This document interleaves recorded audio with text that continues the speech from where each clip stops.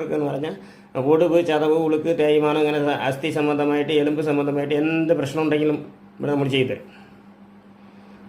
അത് നമുക്ക് അതിനു വേണ്ടിയാണ് നമ്മൾ ഈ വൈദ്യശാല പ്രവർത്തിക്കുന്നത്. പിന്നെ ഈ അല്ലാത്ത ഉള്ള മരുന്നുകൾ, അത് താൽക്കാലം ഉള്ള ആശ്വാസം കിട്ടാനുള്ള മരുന്നുകൾ ഞാൻ ഒറ്റമൂലി മരുന്നായിട്ട് എല്ലാവർക്കും ഞാൻ തരുന്നുണ്ട്. ഇത് കാണുന്നവർ ഫോളോ ചെയ്ത് വന്നാൽ മതി. ഓരോ ടി വിയിലും ഓരോ വീഡിയോയിലും ഓരോ ഒറ്റമൂലി മരുന്ന് ഞാൻ തരും. അത് നിങ്ങൾക്ക് മനസ്സിലാക്കി വെച്ചിരിക്കുന്നത് ഏറ്റവും നല്ലതാണ്. അപ്പോൾ നിങ്ങൾക്ക് ഉപയോഗമില്ലാതെ എന്താണെങ്കിലും അത് മനസ്സിലാക്കി വെച്ചിരുന്നാൽ മറ്റുള്ളവർക്ക് ഉപയോഗപ്പെടും. പിന്നെ ഷെയർ ചെയ്ത് കൊടുക്കുകയാണെങ്കിൽ അവർക്കും നിങ്ങൾ വരുമ്പോൾ മാക്സിമം നിങ്ങളെ കൊണ്ട് കഴിയുന്നത് ഇങ്ങനെ ഉള്ള കാര്യങ്ങൾ എന്ന് പറഞ്ഞാൽ ഇതൊക്കെ മനുഷ്യർക്ക് ഉപകാരമുള്ള കാര്യങ്ങളാണ്. ഉപയോഗമില്ലാത്ത സാധനങ്ങൾ നമ്മൾ ഷെയർ ചെയ്യേണ്ട കാര്യമില്ല. പക്ഷേ ഈ ഉപകാരമുള്ള സാധനങ്ങൾ നമ്മൾ ഈ മറ്റുള്ളവർക്ക് ഉപകാരപ്പെടുന്നതാണ്. നമുക്കിപ്പോൾ നിസ്സാരമായിട്ട് കണ്ടെങ്കിലും മറ്റുള്ളവർക്ക് വലിയ ഒരു ഉപകാരമായിരിക്കും. ഈ അസുഖം ഉള്ളവർക്ക് ഏറ്റവും വലിയ ഒരു ഉപകാരമായിരിക്കും. അതുകൊണ്ട് നിങ്ങളത് ഷെയർ ചെയ്ത് കൊടുത്താൽ അത് നിങ്ങൾക്ക് ഒരു പുണ്യമാകും.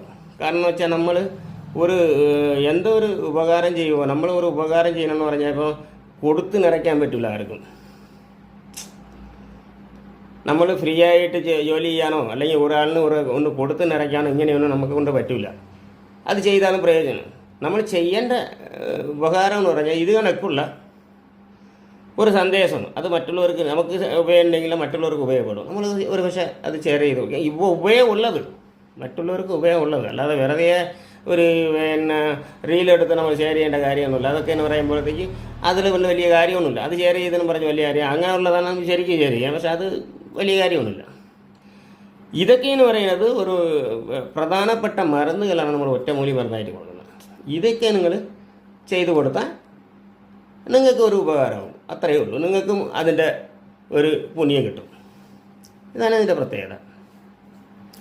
ഇത് ഞാൻ തന്നെ ഇനി ഉള്ള കാലത്തിൽ എൻ്റെ പിൻഗാമികളും ആരും ഇതിന് ചെയ്യാൻ താല്പര്യമില്ല. പിൻഗാമികൾക്ക് ആരും ചെയ്യാൻ താല്പര്യമില്ല. പിന്നെ ഇനി ഇതോടെ നശിച്ചു പോകുന്ന ഒരു സംഭവമായി പോയിരിക്കുന്നു. നിങ്ങൾക്ക് മനസ്സിലായില്ലേ? ഇതെന്ന് പറയുന്നത് നാട്ടു ചികിത്സയാണ്. നാട്ടു ചികിത്സയാണ് ആയുർവേദ ചികിത്സയായിട്ട് മാറ്റിയത്. നാട്ടു ചികിത്സയാണ് ആദ്യമേ ഉണ്ടായിരുന്നത്.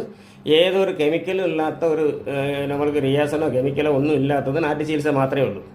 ആയുർവേദത്തിൽ നമ്മൾ കെമിക്കൽ ചേർക്കും, അതുകൊണ്ട് അതിൽ റിയാസം കാണും.